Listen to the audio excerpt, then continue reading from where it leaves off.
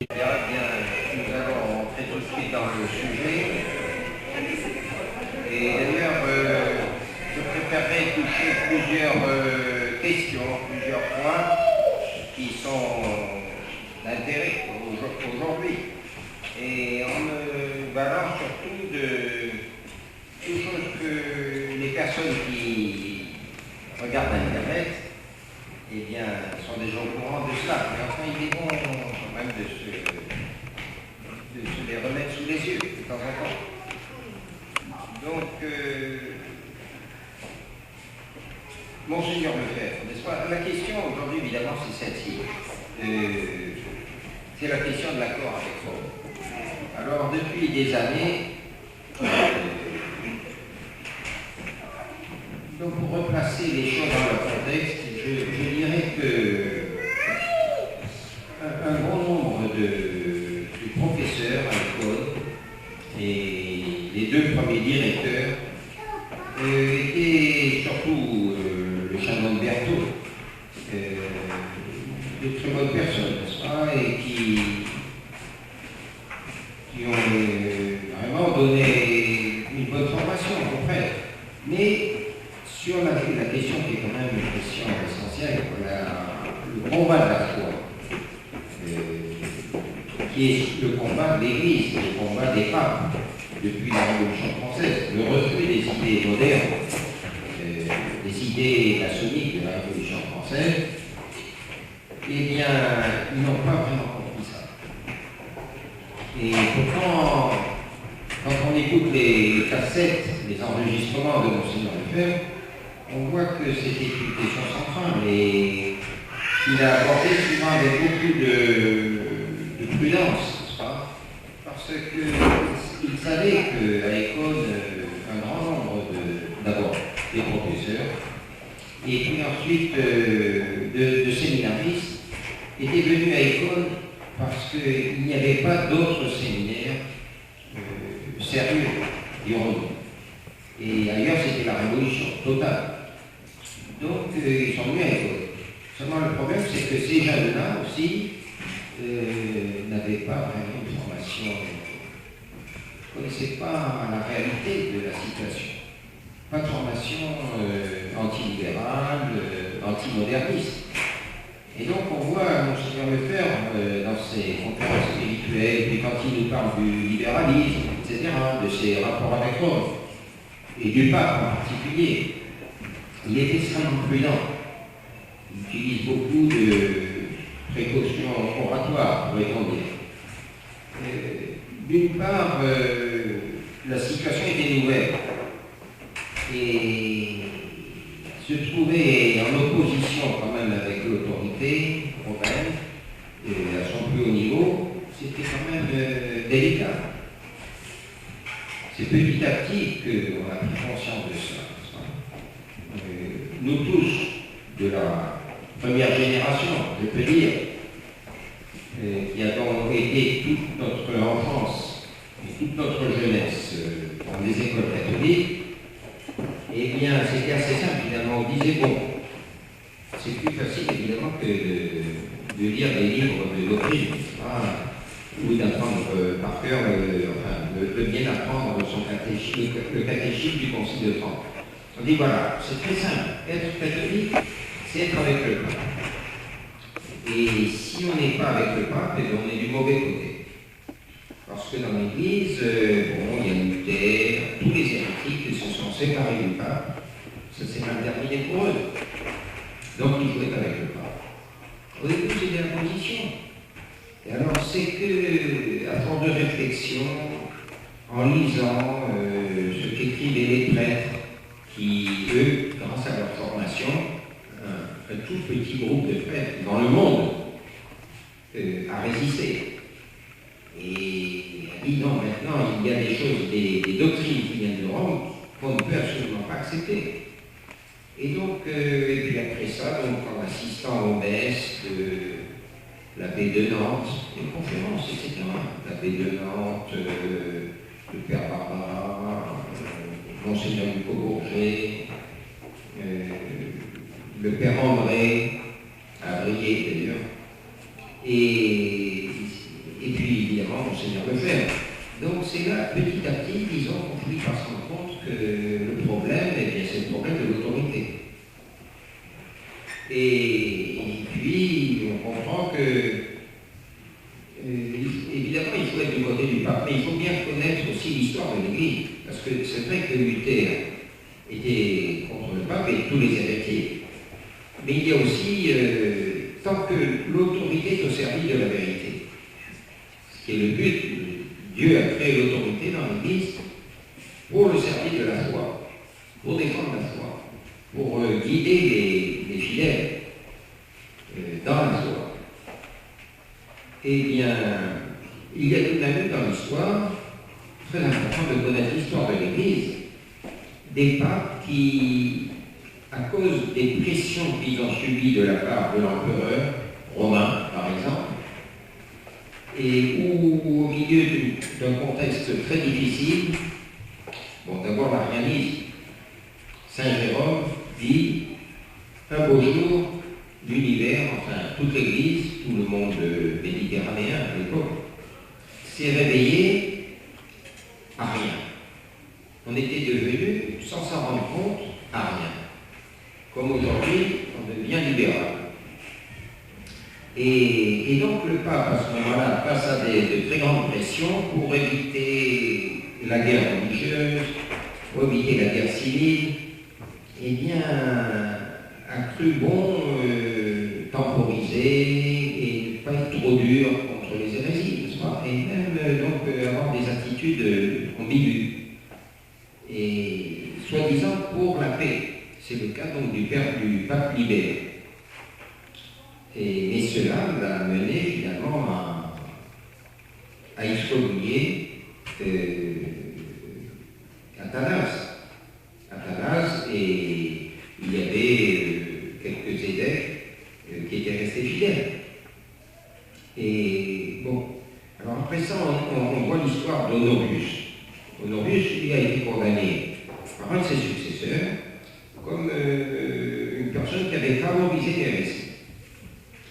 Mais tout ça, c'était d'ailleurs pas vraiment des papes qui partageaient l'erreur de cette époque-là. C'est par pression, c'était pour éviter une guerre civile, beaucoup plus grave, mais après, bon, Honorius condamné par un de ses successeurs et condamné par un concile de Constantinople. Mais enfin, tout ça, c'était encore pas très grave. Mais enfin, ça nous met sur le chemin. Alors, après ça, on arrive au Concile Vatican II, et alors là, le problème, c'est que vraiment, alors, ces papes ont été gagnés par l'erreur du temps, n'est-ce pas, qui ont été condamnés par Pie IX, par pratiquement tous les papes après la Révolution française. Et donc,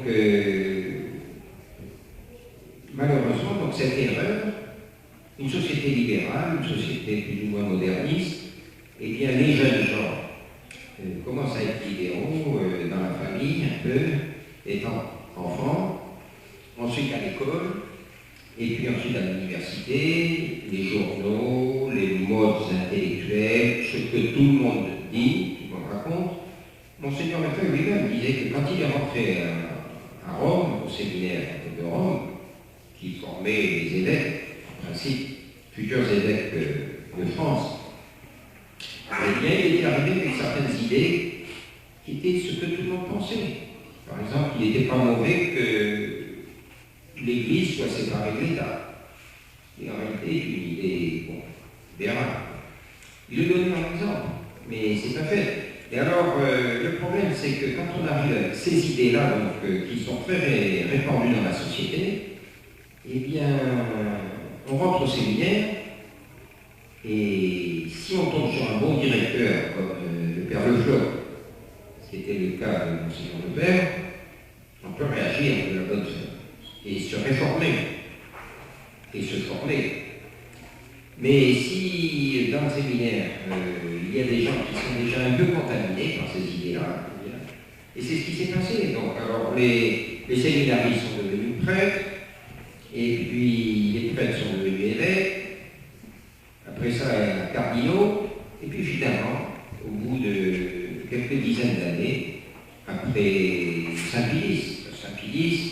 avait condamné très fortement les modernistes et les libéraux. Et bien voilà, on a une équipe de cardinaux et d'évêques qui arrivent à faire passer un des leurs à la succession de Saint-Pierre. Donc ça a été le cas de Jean XXIII. Et puis après ça, Paul VI, etc. Tous ces gens-là, ce qui est très grave, c'est que maintenant, eux, ils sont vraiment convaincus que ces hérésies, en réalité, c'est la vérité. Qu'ils sont convaincus de l'évolution, par exemple. Alors, le dogme est soumis à l'évolution. Et comme le dit le cardinal Ratzinger, oui, d'accord, les condamnations du modernisme par Saint-Pédis, c'était très bon à ce moment-là, effectivement, ça se justifiait. Enfin bon, ça maintenant c'est dépassé. La situation a évolué. Et donc, c'est plus à l'ordre du jour. Moyennant quoi, on peut être moderniste. Alors là, je voudrais quand même ouvrir une parenthèse, parce que Monseigneur Felet et l'abbé Schmidt-Dernière voudraient nous convaincre qu'il y a eu un bon pape, un pape conservateur, un pape raisonnable. C'était donc le cardinal Ratzinger. Alors, le cardinal Ratzinger, il y a Monseigneur Tissy qui a fait un excellent travail sur l'étrange théologie du cardinal Ratzinger, Benoît XVI. Parce que donc voilà, c'est ce livre qu'on peut trouver, n'est-ce pas, à n'importe quelle librairie, La foi chrétienne hier et aujourd'hui. En Allemagne, ça s'appelle Introduction au catholicisme. Alors, il s'agit en réalité des cours du professeur Joseph Ratzinger. Des cours qu'il a enseignés, je crois, Tübingen. Et donc il a formé des générations de prêtres avec ces idées-là. Et alors, tous les thèmes importants, centraux du catholicisme, l'incarnation, la divinité du Christ, la résurrection, tout cela est examiné dans ce livre. Alors, à la page 160, par exemple, on trouve les pages étonnantes, n'est-ce pas? Il dit voilà,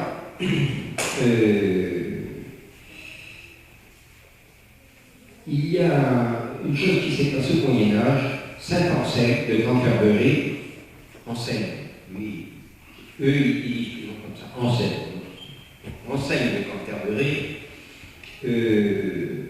a voulu donner une explication rigoureuse du motif de l'incarnation et de la croix. Et alors, il a introduit cette idée juriste un peu, que la justice infinie de Dieu a été lésée et que, étant donné la dignité infinie de la personne offensée, Dieu, il fallait une réparation infinie. Et donc, il fallait que ce soit le Fils de Dieu qui, comme homme, pouvait souffrir et offrir un sacrifice, offrir le sacrifice de sa vie, mais étant Dieu, son sacrifice avait une valeur infinie. Et il dit, tout ça, ça ne marchait pas. Et d'ailleurs, les évêques de France lui ont emboîté le pas. On dit, comment vous parlez de satisfaction? Quel mot horrible! Alors le Père serait satisfait de voir son Fils mourir sur la croix. Et ça, c'est une petite caricature. Satisfaction, d'abord, ça vient de satisfacere, c'est-à-dire que celui qui s'est rendu coupable d'une offense doit faire suffisamment satisfacere pour réparer l'offense qu'il a faite. Et pour que la personne qui l'a offensé dise bon, ça va, ta réparation, tes excuses, et puis tes réparations éventuellement matérielles, etc., sont suffisantes pour moi. Je considère que nous sommes quittes, disons. Mais alors, pour Ratzinger, il dit très bien dans les 1960, etc., c'est une idée païenne. Il dit, c'est formidable, il dit toutes les religions d'ailleurs ont eu cette idée de culpabilité devant Dieu pour leurs offenses, leurs péchés, etc. Toutes les religions, sauf Ratzinger, quand même anormal. Et il dit donc ce sont des idées païennes, tout ça. Expiation, satisfaction, substitution du coupable par l'innocent, et l'innocent qui meurt à la place du coupable. Et seulement le problème, c'est que quand on dit que la croix du Christ n'est pas un sacrifice expiatoire, comme le dit très bien Ratzinger, eh bien, il ne reste plus rien de catholicisme. C'est une hérésie complète, totale. Et voilà. Donc lui, c'est lui le pape conservateur. Alors comment seront les autres? Je peux se demander. En réalité, ça c'est pire que Luther, d'une certaine façon, parce que Luther disait, oui c'est vrai, le Christ, en mourant sur la croix, a réparé, a payé l'addition. Il a tout payé, donc bon, nous sommes nés dans le péché, et nous n'en sortirons jamais. L'important c'est de prendre la miséricorde de Dieu, la miséricorde, selon François, qui excuse tout. Et alors le problème, c'est que dans cette théorie du cardinal Ratzinger, alors pourquoi la croix? La croix, c'est un exemple qu'il faut se sacrifier pour les autres. Mais disparaît la notion de péché, pratiquement. Il ne faut pas de péché là-dedans. Non, c'est l'amour. C'est un exemple d'amour. Voilà, donner sa vie pour les autres. Oui, seulement. Alors, il dit oui, c'est vrai que si on regarde la Bible, il y a quand même beaucoup de textes qui vont dans ce sens. Effectivement, tout l'Ancien Testament, qui préparait le sacrifice. Ça commence. La religion, révélée par Dieu, ça commence surtout avec Abraham. Or, l'histoire d'Abraham, ça commence, c'est surtout ce qui est important, l'histoire d'Abraham, c'est le sacrifice de son fils. Dieu lui demande de sacrifier son fils. Dieu peut le faire, parce que Dieu est le maître de la vie. Mais enfin, ce sacrifice n'a pas lieu quand même. Il est arrêté par l'ange, n'est-ce pas, qui le retient en dernier moment. Mais c'est évidemment un symbole, une figure du sacrifice du Fils de Dieu. Cette idée de sacrifice, elle est dans tout l'Ancien Testament, pas seulement dans les autres religions. Le diable copie aussi, le diable copie les œuvres de Dieu. Et le diable va très loin, il exige des sacrifices humains, qui d'ailleurs, il y a aujourd'hui des groupes satanistes, et on se rend compte qu'il y a des sacrifices humains. Entre parenthèses, si on regarde dans Internet, n'est-ce pas, maison de Benjamin Franklin à Londres. Eh bien, pour des raisons de construction, etc., ils ont trouvé un certain nombre de cadavres dans les sous-sols de la maison où habitaient. On sait que c'était à l'époque, avec le carbone 14, etc., c'est à l'époque où justement Benjamin Franklin habitait cette maison. Or, lui faisait partie de loge. Enfin, c'était un personnage tout à fait louche. Et il y a en ce moment des ouvrages qui sortent où on voit que, disons, ces groupes qui ont des déviations très graves au point de vue moral, eh bien, tendent maintenant à adopter une forme franc-maçonne, à mélanger les histoires de franc-maçonnerie avec ça, et le satanisme. Et il y a beaucoup d'enfants qui disparaissent, tous ne sont pas sacrifiés, mais un certain nombre le sont. Il y a l'histoire de Dutroux en Belgique. Eh bien, Dutroux, qui a donc assassiné des fillettes, etc., et bien, il a fait sauter deux ministres, le ministre de l'Intérieur de Belgique et le Premier ministre. Et donc, on voit que dans les hautes sphères du pouvoir, aux États-Unis d'ailleurs, peu partout, eh bien, il y a des histoires extrêmement sinistres. Et le cinéma aussi, d'ailleurs, fait à ce genre de réunion horrible. Il y a un film avec Tom Cruise, n'est-ce pas, une réunion assez mondaine, absolument, enfin, des horribles. Et tout ça, malheureusement, il y a eu à Paris, donc au début on croit pas, on dit non, mais ça c'est de l'exagération. Et pourtant, on parle par exemple d'une fête des Rothschild dans le sud de la France. Alors des gens extrêmement riches, arrivant avec des yachts de 100 ou 150 mètres de longueur. Et alors Madame la baronne de Rothschild, qui reçoit ses invités, qui a les photos, avec une tête de Baphomet, plus ou moins, une tête d'animal, et des cornes debout, etc. Et puis des tas de personnages avec des masques invraisemblables, etc. Donc des faits comme ça, vraiment, qui ont un certain caractère satanique. Enfin, donc ça c'est notre société. Et il est évident que dans ce monde qui est de plus en plus, disons, satanique, de plus en plus loin de Dieu, une petite organisation comme la Fraternité Saint-Pilice, qui était un peu les seuls à résister, l'Arche de Noé, eh bien, devait gêner, et qu'il fallait évidemment la démolir. Alors, ces gens-là, n'est-ce pas, on finit par trouver moyen. Le carnet Ratzinger, le plan du carnet Ratzinger, c'était voilà, Monseigneur Lefebvre est quand même plus tout jeune. Donc, au moment où la mort se rapprochera, il aura deux options. Ou il meurt sans créer l'évêque, et c'est la fin de la fraternité, parce qu'il n'y aura plus d'évêque pour ordonner les prêtres. Ou alors, il fait des évêques. Et s'il consacre des évêques, alors seulement à ce moment-là, on va créer une tradition autorisée. Ce sera la Saint-Pierre. Donc, il y aura des séminaristes, des prêtres et des fidèles qui vont passer de la fraternité Saint-Pilice à la fraternité Saint-Pierre. Et ça s'est réalisé.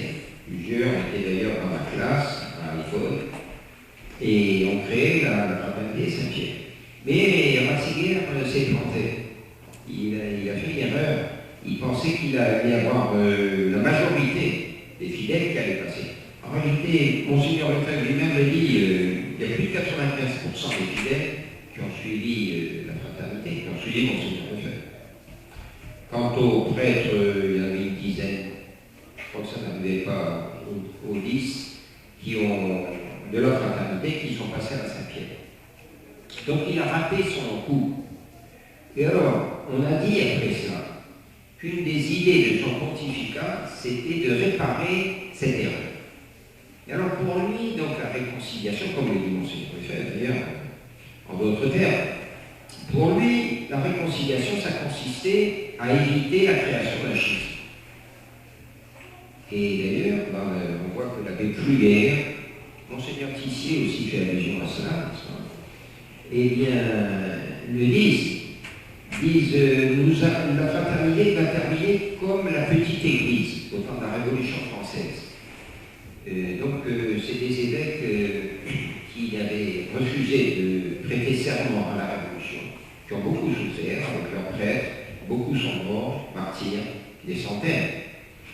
Alors ensuite, quand ils ont vu que Napoléon a fait, d'ailleurs, d'une façon malhonnête de la part de Napoléon, un concordat avec le Vatican, avec le pape, ils ont dit non, c'est scandaleux, on cède sur des points sur lesquels on ne devrait pas céder, etc. Et ils ont dit non, nous, on n'accepte pas ça. Et ils ont donc créé cette petite église dans le sud-ouest de la France, surtout, l'ouest de la France. Et bon, le pape Pie XII les a traités avec beaucoup de charité, etc. Et c'est une chose qui est en train de se résorber. Et alors aujourd'hui, dans la fraternité, vous entendez beaucoup de fidèles, ce slogan s'est répandu. Il dit non, non, mais la fraternité, si elle ne rentre pas, si elle ne se réconcilie pas avec Rome, elle va terminer comme la petite église. Parce qu'à force de vivre comme si le pape n'existait pas, etc., on finit par acquérir une mentalité schismatique, plus ou moins, et ça va pas se terminer. Donc il faut absolument mettre fin à ça. La Benelli, il a dit aussi, elle a dit oui, mais vous comprenez, maintenant on a une génération qui grandit depuis tout petit, et vit comme si sans s'occuper du pape, pratiquement. Quoi. Donc ils vont acquérir une mentalité schismatique, il est temps que cela cesse. Donc il faut réintégrer l'Église. En plus, Monseigneur Feulé, alors effectivement, certains d'entre eux, comme l'abbé Schilberger, et bien d'autres, auraient pu regagner la Saint-Pierre. Mais eux se sont dit non. L'œuvre de Monseigneur Lefebvre, c'est une belle œuvre. Et il faut à la fois la sauver du schisme, il ne faut pas qu'elle devienne schismatique. Et d'autre part, c'est une œuvre importante qui pourrait éventuellement faire du bien dans l'Église, pourrait aider le pape, en particulier le pape conservateur Ratzinger, à remettre de l'ordre dans l'Église. Et ça, c'est l'illusion totale dans laquelle vivent tous ces confrères, l'abbé Schilberger, Monseigneur Feulé, etc. Et c'est un manque de réalisme total. Ils n'ont pas connu, ou ils ne veulent pas connaître, ils ont oublié, ils n'ont pas connu surtout le caractère sectaire de ces gens-là, n'est-ce pas? La haine qu'ils ont, ou au moins l'incompréhension radicale qu'ils ont de la tradition et des traditionnalistes. Je pense que nous sommes complètement à côté de la plaque, nous sommes braves gens peut-être, enfin quand même un peu attardés, un peu têtus. Et voilà où nous en sommes. Alors, il suffit de reprendre Monseigneur Lefebvre pour voir que lui-même avait pensé à tout cela. Et il avait dit des choses excellentes. Alors, en faisant une historique, peut-être, disons, le coup d'État, le coup de maître de Satan, n'est-ce pas, arriver à dominer la hiérarchie pour ensuite, par voie d'obéissance, obliger les gens à changer de religion.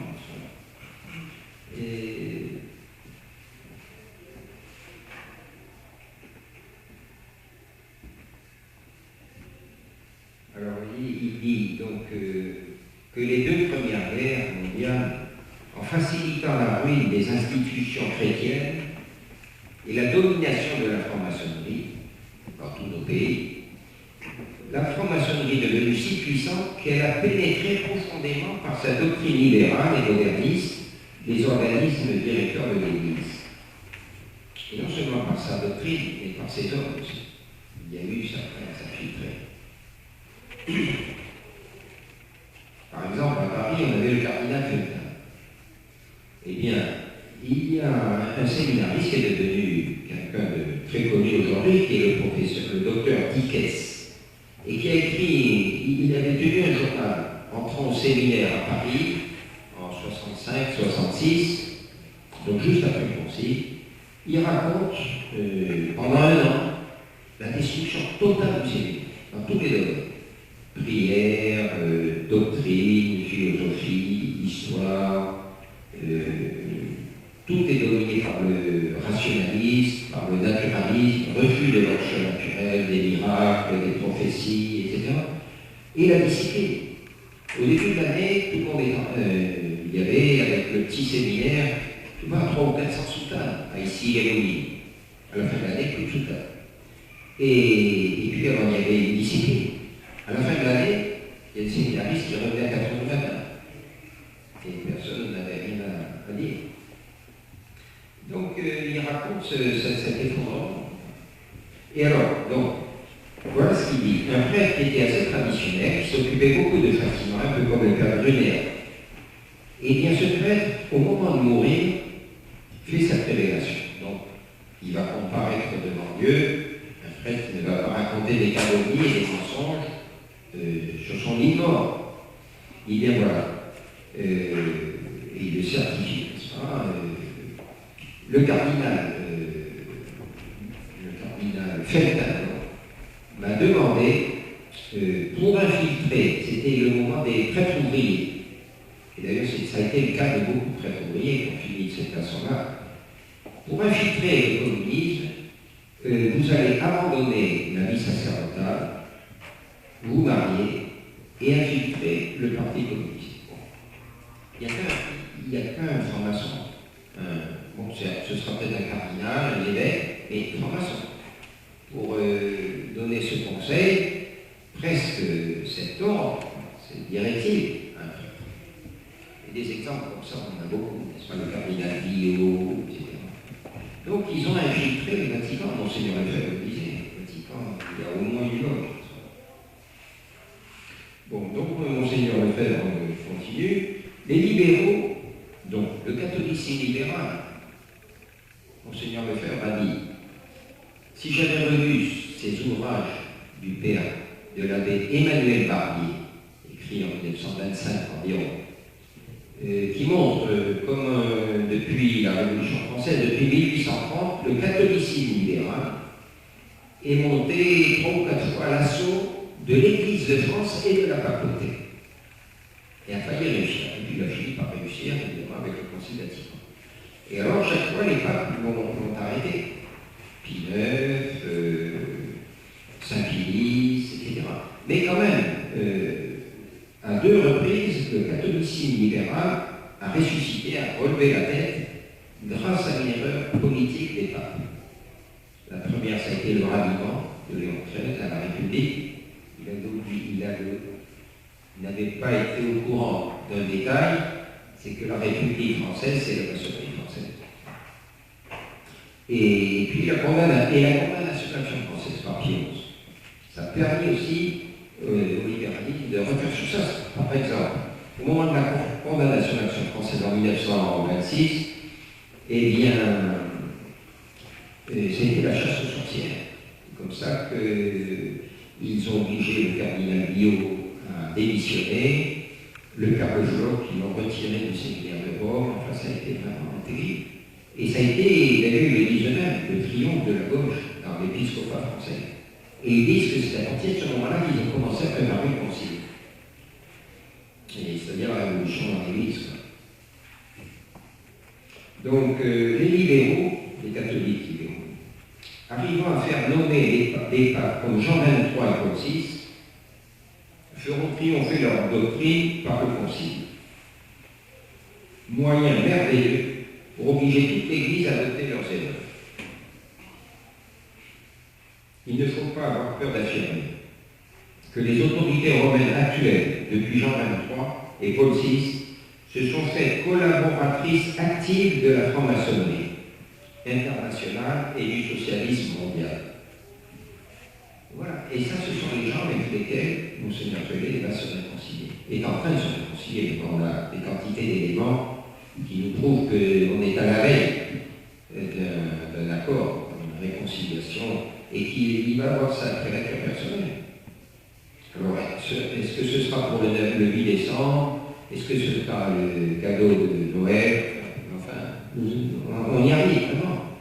Le porte-parole officieux de la fraternité, je vais le répéter, c'est maintenant inéluctable, c'est inévitable, et en plus, le dernier texte, il a d'une semaine, toutes les raisons pour lesquelles François peut se réconcilier avec la fraternité.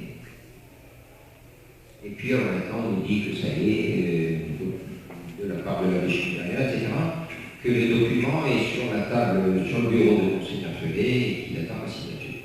Alors, eux nous disent, non, nous répètent depuis 2 ans, des centaines de fois, ils nous ont dit, nous n'avons rien signé. On n'a rien signé, non, il ne se passe rien. Du calme. Mais en réalité, ils y travaillent tous les jours. Et en réalité, il y a 15 ans qu'ils y travaillent. Toutes ces histoires histoire et puis c'est de l'hypocrisie, des croisades du rosaire pour obtenir la levée d'excommunication ou la libéralisation de la messe traditionnelle, et bien tout ça c'est cousu de fil blanc. Ça a été inventé tout ça en noir sur blanc, dans le livre du Père Lelon, sur le grec, pour la nécessaire réconciliation. Il le dit, donc l'ambassadeur Pérol, ambassadeur de France en Italie, il devait connaître un certain cardinal Ratzinger, il devait connaître quelques amis francs-maçons aussi. Eh bien, alors il nous dit, voilà, pour résoudre cette histoire, quand même, parce qu'à Saint-Nicolas, à Saint-Nicolas de Chardonnay, ils sont catholiques, et au Vatican, évidemment, ils sont catholiques. Donc, c'est pas mal entendu. Et si on laisse les théologiens parler de cela, ils ne vont jamais se mettre d'accord. Donc, on va résoudre ça avec la diplomatie. La diplomatie, je le connais, c'est mon travail. Donc voilà, il faut que chacun fasse un pas. Alors Rome pourrait quand même, il faut reconnaître l'interdiction de la messe, c'est quand même quelque chose d'horrible, de moche, c'est pas beau. Donc Rome pourrait donner en principe l'autorisation aux prêtres en privé au moins de dire la messe traditionnelle. On peut tout compris, déjà mais en 94. Et c'était des réunions secrètes pratiquement. La plupart des prêtres de fraternité, nous n'étions pas au courant de ces tractations. Et dans ce groupe du grec, il y avait des représentants de la conférence épiscopale française. Il y avait des gens de la Saint-Pierre, c'était l'éventail, l'arc-en-ciel de la tradition.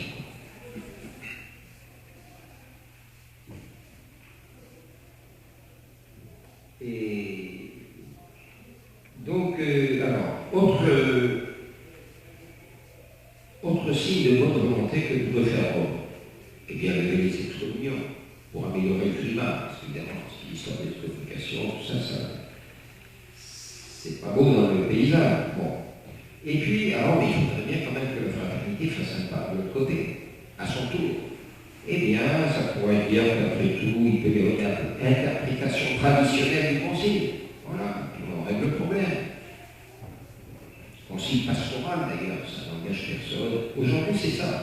Aujourd'hui, on ne parle plus de doctrine. Dès qu'il y a un petit problème, on dit ah, mais c'est pastoral. C'est pastoral, c'est pas doctrinal. Non, le synode, c'est pastoral. Pas de problème. Et l'accord qu'ils vont faire, là, ça va être pastoral aussi. Ils ont des mots comme ça. Mais les prêtres de la fraternité les répètent. Par exemple, un prêtre de l'Envalée, en Bretagne, dernièrement, une vidéo dessus. Ça, c'est lamentable comme discours. Bien. Et donc, les autorités romaines se sont faites collaboratrices actives de la franc-maçonnerie. J'entends dire, dit Monseigneur Lefebvre, vous exagérez. Il y a de plus en plus de bons évêques qui crient, qui ont la foi, qui sont intelligents, comme ceux qui visitent le séminaire de la fraternité, par exemple. Eh bien, Monseigneur Lefebvre dit, serait-il des saints, je n'ai pas encore démontré naturellement, dès lors qu'ils admettent la fausse liberté religieuse, le faux écuménisme, l'admission donc de plusieurs voies de salut à travers n'importe quelle religion, bouddhisme, islam, judaïsme, etc., avec toutes leurs erreurs et hérésies, eh bien ces évêques contribuent officiellement à la révolution dans l'Église et à sa destruction. Des phrases comme ça, très claires de Monseigneur Lefebvre, il y en a des quantités. Le livre de l'abbé Pivert en est plein, et c'est pourquoi Monseigneur Feuillet l'a interdit. Extrait, alors ces paroles sont extraites du prologue de moins de 6 pages qu'il faut lire absolument de l'itinéraire spirituel de Monseigneur Lefebvre, qui était son testament, comme il le disait lui-même, son testament spirituel.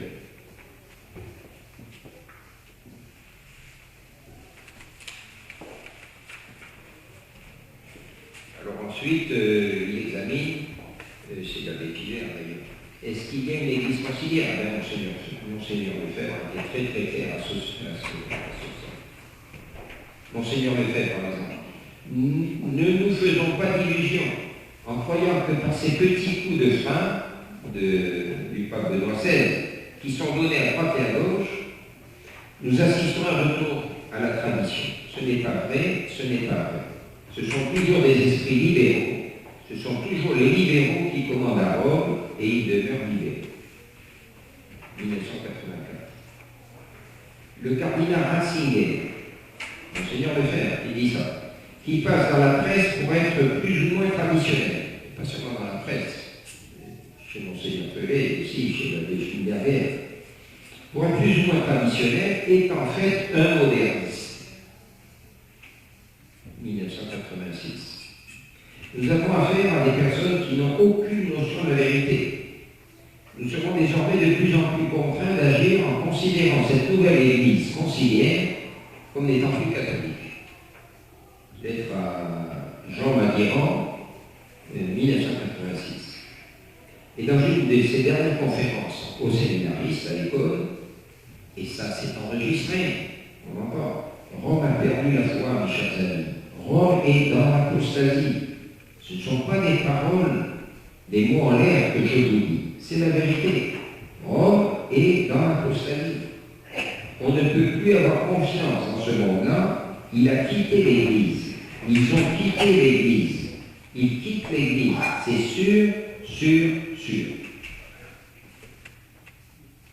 Et Monseigneur Ferré est dans une position radicalement différente. Contraire. Alors, maintenant, Monseigneur Ferré parle de ses rapports avec Don Gérard, qui a trahi, qui est passé, justement, qui a fait un accord avec la Rome moderniste. Nous n'aurons plus aucun rapport avec le barreau, avec Don Gérard.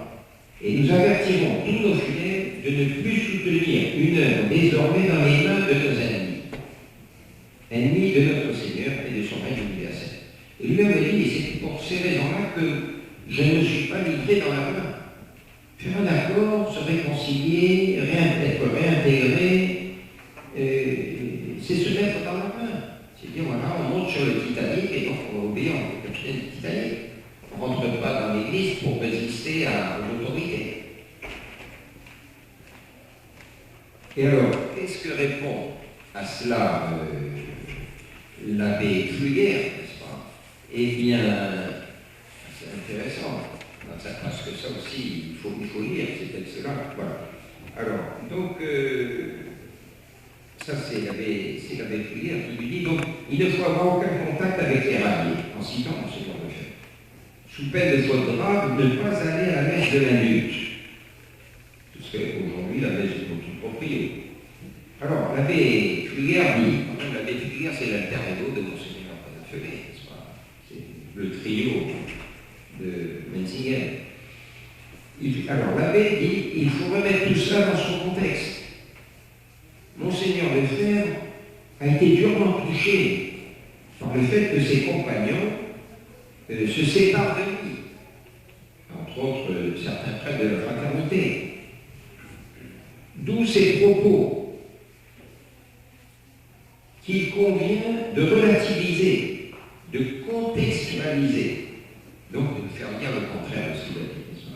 Il ne faut pas accorder une valeur absolue à des propos tenus sur le coup de l'émotion, de l'indignation, qui ne sauraient inspirer en tout et pour toujours une ligne de conduite. Ça, c'est vouloir faire bien Monseigneur Lefebvre, le contraire. Ce qu'il disait, Monseigneur Lefebvre n'est pas le genre de personne à écrire sous le coup d'une indignation, d'une émotion. Pas du tout. Et puis, cela, il n'a pas dit une fois, il a dit 50 fois, Monseigneur Lefebvre. Il a parlé. Donc on voit comme ces gens-là sont de mauvaise foi. Ils ont trompé les fidèles et ils ont trompé les prêtres de la fraternité. Alors depuis 15 ans, et surtout depuis 2 ans, enfin, depuis 2012, 3 ans, c'est ce qu'on a appelé en France, l'abbé Lilou, etc., la technique du fil de fer. Alors accord, pas accord, accord, pas accord, accord, et aujourd'hui ça continue. Et alors finalement, le fil de fer casse, n'est-ce pas? Mais ils ont cassé comme ça la résistance des prêtres et des fidèles. Et c'est comme ça qu'aujourd'hui on voit des tas de fidèles qui disent mais oui, mais d'accord, c'est formidable, oui, on sera reconnu, il n'y aura plus de problème, on pourra faire l'apostolat magnifique, etc. Et on se défendra, et même Monseigneur Tissi Maclé semble maintenant gagné par cette idée-là. Et Monseigneur Garat aussi. Alors voilà où on en est. Mais si on relit tous ces textes-là qui ont été réunis par l'abbé Pivet, qu'on trouve déjà d'ailleurs dans la biographie de Monseigneur Lefebvre, et puis alors la grande illusion de Ratzinger, le pape conservateur, presque traditionnaliste. Alors pour Monseigneur Lefebvre, non, mais le pape nous aime, le pape veut notre bien. Et c'est pour ça qu'il veut, disons, nous réintégrer dans la famille catholique. Mais pour le cardinal Ratzinger, c'est tout à fait différent. Pour lui, il s'agit de réparer l'échec et donc de résorber le schisme, le faiblesse. Alors un jour, je l'ai dit dans une grande réunion, c'était à l'occasion du chapitre à Monseigneur. Je l'ai dit, Monseigneur dit, bon, si quelqu'un a quelque chose à rajouter, il n'hésite pas à aider, à en profiter. Monseigneur, ne pourrait-on pas penser que le cardinal Ratzinger, en réalité, par tous ces malheurs, n'est-ce pas, cherche à résorber, en fait, le schisme de faiblesse. Alors là, Monseigneur Ferré m'a coupé la parole, m'a arrêté. Non, nous parlons de ça plus tard. Et après ça, quand il y a eu une petite récréation, il est venu me trouver, il m'a dit, je vous présente mes excuses, monsieur l'abbé, je vous ai coupé la parole. Mais enfin, venez donc dans mon bureau, on va parler de ça. Donc il ne voulait pas que je révèle la question, que j'attire l'attention aux supérieurs, disons, réunis de la fraternité. Tout ça, c'est un travail de sape qu'ils ont fait depuis le grec. Le grec, c'était ça déjà, depuis 15 ans ou plus. Déjà en 92, un an après la mort de Monseigneur Lefebvre, l'abbé Polanyier entretenait d'excellents rapports avec Don de Lesquin, bénédictin, qui a aidé Don Gérard à revenir à la fausse obéissance à Rome. Et un mois après la mort de Monseigneur Lefebvre, l'abbé Schilberger a exigé, donc obligation pour toutes les chapelles de la fraternité, d'avoir la photo de Jean-Paul II dans les sacristies. Il aurait pu le faire, par exemple, 6 mois avant la mort de Monseigneur Lefebvre. Pourquoi ne l'a-t-il pas fait? Il a attendu que Monseigneur Lefebvre meure, etc., etc. On pourra en rajouter. Mais donc, on se rend bien compte de tout ça. On a été trompé, mené en bateau, et ça n'a pas été facile pour Monseigneur Lefebvre. Il a fallu beaucoup de temps, beaucoup d'obstination, de persévérance et de prudence aussi. Et alors lui, le cardinal Ratzinger, Monseigneur Lefebvre, une fois l'appelé le serpent. Habile, disons, habile, insaisissable comme le serpent. Bon, Monseigneur me dit que nous devons être habiles comme des serpents, mais simples comme des colombes, n'est-ce pas? Et donc, voilà où nous en sommes. Donc il faut résister. On ne peut pas retourner à la dictature des progressistes. Évidemment, moi par exemple, j'ai traversé l'océan et je suis allé à la recherche de Monseigneur Lefebvre en Suisse. Je savais bien pas son adresse. Tandis que Monseigneur Feuillet, il a eu qu'à traverser la rue. Il habitait en bas de la pelouse à Nicole et ses parents venaient à la messe avec sa sœur tous les dimanches. Mais il a fait ses études chez les Chalons du Grand Saint-Bernard. On le voit depuis, on voit École depuis Saint-Maurice. Et on devait lui dire, oui, il chante bien la messe, etc. C'est dommage qu'il ne soit pas dans l'église. Il a entendu ça pendant 10 ans. Il est entré à École, impressionné par la personnalité de Monseigneur Lefebvre, etc. Mais une fois Monseigneur Lefebvre, c'est fini, il a tout oublié. Et puis il ne faut pas oublier encore, donc à École, premier directeur maçon. Il n'était pas franc-maçon, il s'appelait maçon. Et bien, il est parti au bout d'un an à peu près,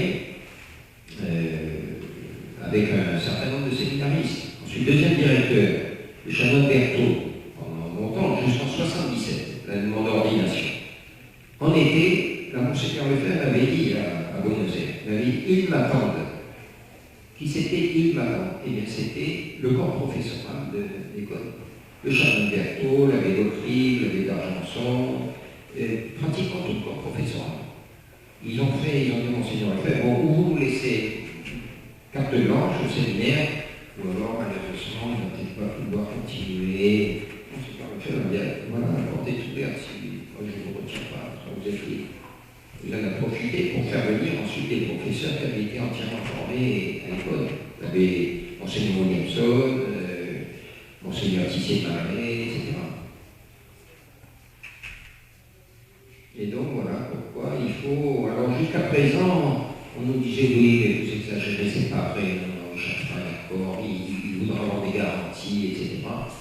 Bon, maintenant on y arrive. Et avoir penser qu'on va avoir des garanties avec ces gens-là, Monseigneur Lefebvre dit, on ne peut pas avoir confiance dans ces gens-là. On ne parle pas le même langage. Donc voilà, on est dans le. Bon, alors quand même, terminons sur une bonne modèle. On a donc créé un séminaire à côté de tout près de chez les Dominicains, à Briey. Nous avons 8 séminaristes, une belle maison que certains d'entre vous connaissent. Et le problème, c'est que la maison est pleine. Parce qu'on a 8 séminaristes qui donc ont un excellent séminaire. Ils ne peuvent pas avoir un meilleur corps professoral. Ils ont l'horaire du séminaire, mais le matin à 8h30, ils vont chez les dominicains. Ils ont leur classe le matin, leur cours. Ensuite, ils prennent leur repas avec les moines. Et l'après-midi aussi des cours. Et puis ensuite, ils rentrent au séminaire et ils ont une conférence spirituelle, etc. Et je vois que la Providence nous a vraiment aidés. Parce que tout marche à la perfection, grâce à Dieu. Excellente ambiance. Et on a 3 Français qui viennent de bonnes familles, d'ailleurs le fidèle d'Abrier. Et c'est des séminaristes qui terminent leurs études. Il y en a un qui vient de 4e année, il a passé 4 ans à Saint-Scopen, séminaire là-bas. Enfin, tout cela nous aide évidemment à bien démarrer. Et maintenant, nous cherchons une maison plus grande. Parce que si Monseigneur fait son accord, comme c'est à peu près certain maintenant, eh bien on aura évidemment un certain nombre de jeunes, de familles vraiment traditionnelles, qui nous rejoindront. Et il faudra bien quand même, il faut penser aux vocations. Donc espérons que avec certains d'entre eux, peut-être qu'on recevra aussi des séminaristes de la Saint-Pilice, eh bien dans 3 ans, 4 ans, on aura des prêtres qui seront bienvenus parce qu'on en a bien besoin. En plus, il est possible que nous recevions un certain nombre de prêtres qui n'accepteront pas l'après l'accueil personnel, l'accord, qui donc viendront avec nous. Voilà donc des raisons de prier, de demander au bon Dieu de nous aider à tenir le coup. Voilà. Et comme dit notre Seigneur, celui qui restera fidèle jusqu'au bout, celui-là sera sauvé. Donc il faut essayer d'en être.